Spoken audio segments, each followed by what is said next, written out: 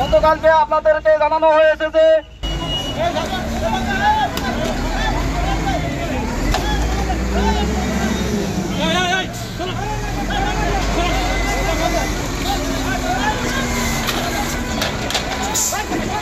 উপজেলা প্রশাসন, পুলিশ, আমাদের রোডসাইড হাইওয়ে, সেনাবাহিনীর সহযোগিতা সকলে সম্মিলিতভাবে আজকে আমরা এই উচ্ছেদ অভিযানটা পরিচালনা করছি।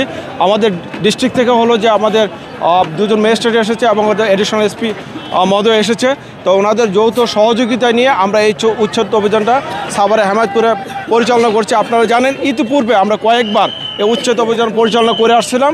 আপনাদের মাধ্যমে সাভারবাসীকে এবং অবৈধ যারা ফুটপাতে ব্যবসা করেন তাদের একটা মেসেজ দিতে চাই, আপনারা কেউ ফুটপাতে ব্যবসা করবেন না, বৈধ জায়গায় ব্যবসা করেন। উপজেলা প্রশাসনের পক্ষ থেকে যে ধরনের সহযোগিতা লাগে আমরা আপনাদেরকে সহযোগিতা করব। পরবর্তী ব্যবস্থা হলো যে আজকে আপনারা দেখতে পাচ্ছেন আমরা হলো যে অবৈধ স্থাপনা সেগুলো ঘুরিয়ে দিচ্ছি।